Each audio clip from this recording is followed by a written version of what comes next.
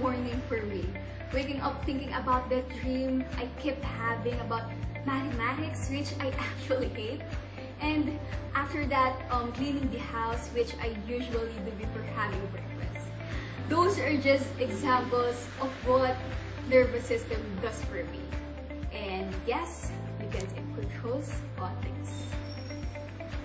Today, we'll be talking about nervous system and its influence to learning and memory.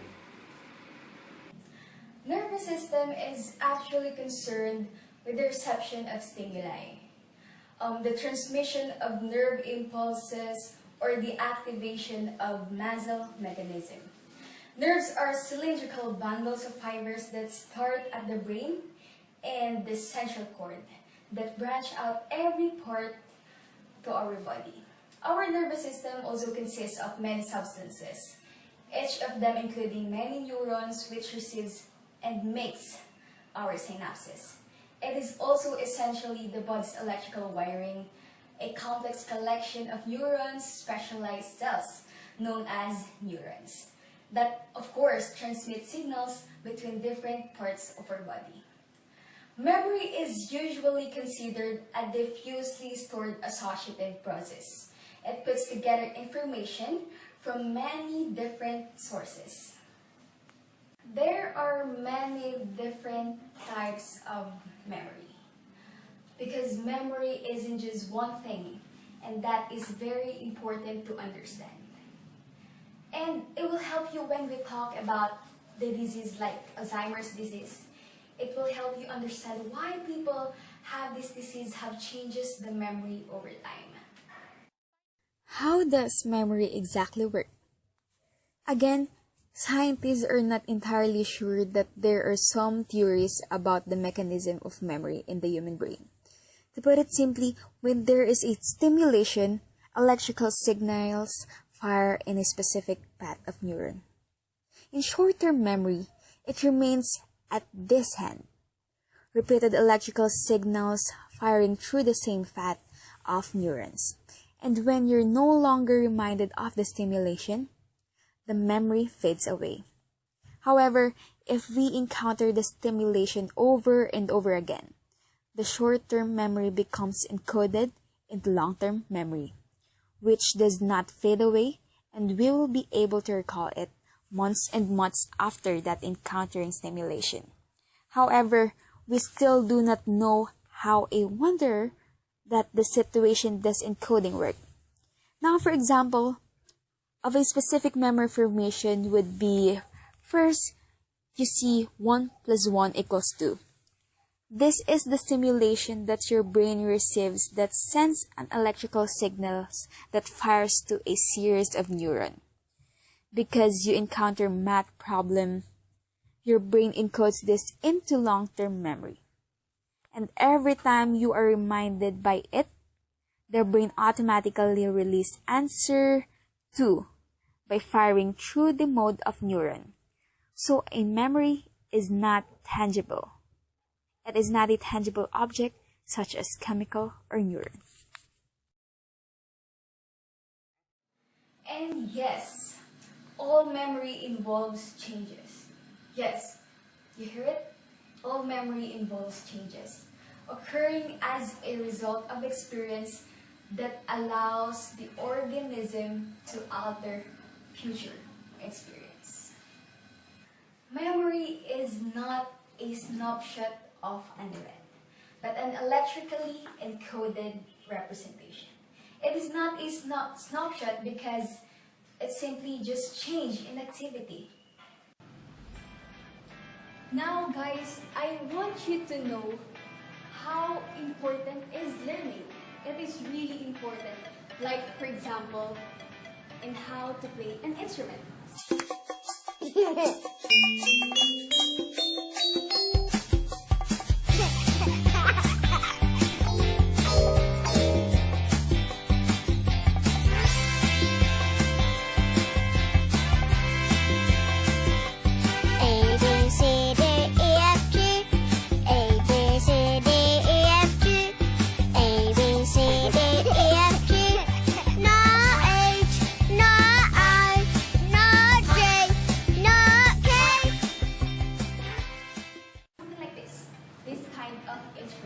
Of course, you have to bring your full focus and attention because you can't learn if you didn't give your focus onto something, right? That's why. If you're thinking about other things or such things or worried about something, the other things, of course you can't learn because you cannot bring your focus and attention.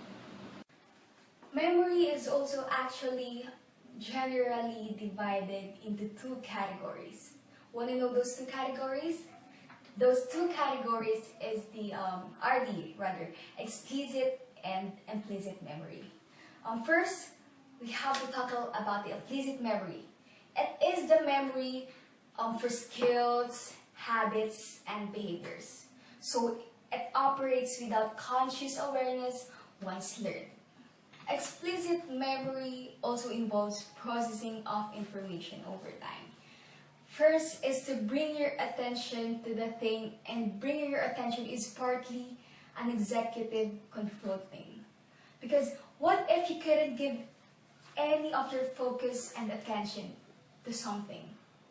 Perhaps it'll actually mislead you, right? So it's very important to put your full attention, your focus, and full attention.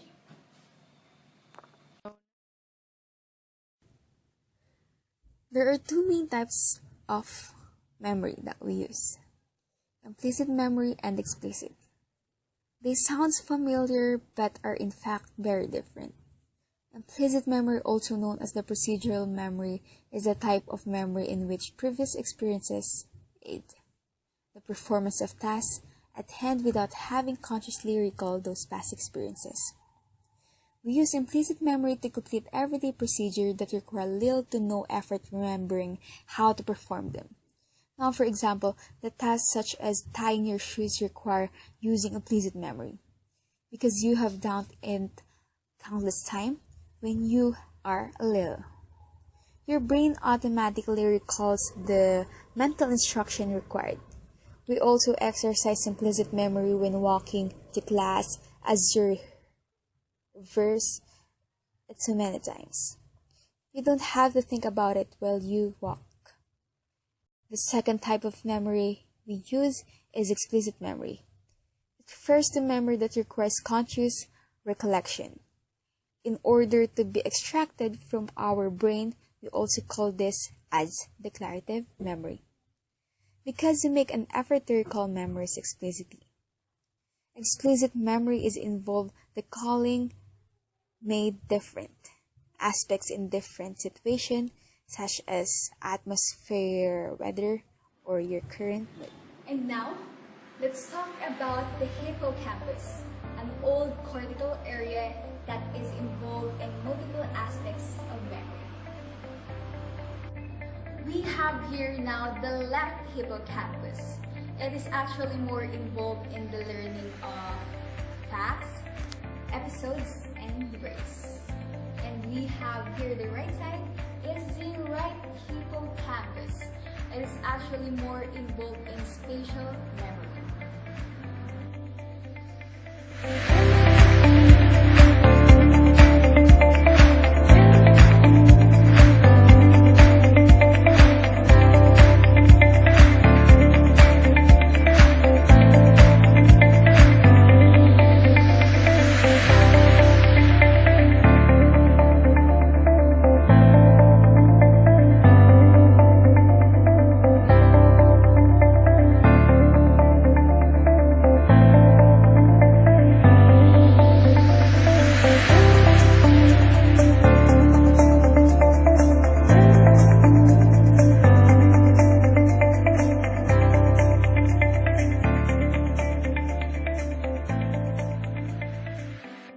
The hippocampus is deep inside the temporal lobe, near to the middle of the brain.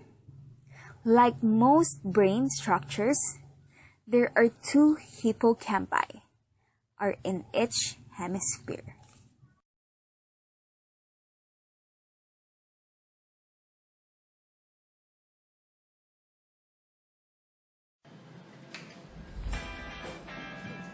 The hippocampus actually compares the present experience with the past experiences. Processing through the hippocampus is necessary for learning and for memory consolidation to occur. There's a hippocampus in the temporal lobe of each cerebral hemisphere. The name hippocampus comes from the Greek word for seahorse because when it is removed from the brain, it vaguely resembles on seahorse. Although it has many functions, the hippocampus is best known for its role in memory. The hippocampus is part of a larger structure in the temporal lobe called the hippocampal formation.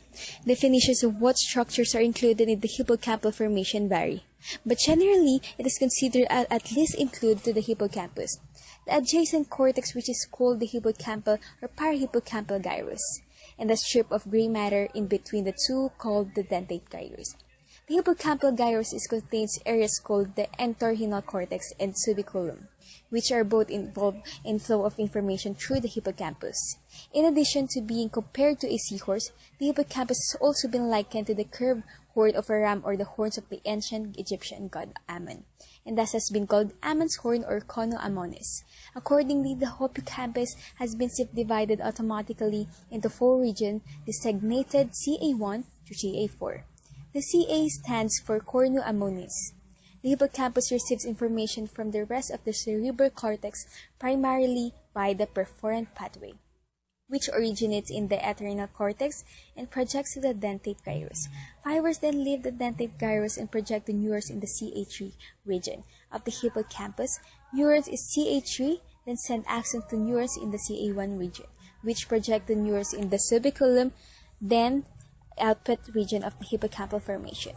Fibers from the subiculum project back upon neurons in the entorhinal cortex, and then fibers from the entorhinal cortex travel out to a variety of areas in the cerebrum.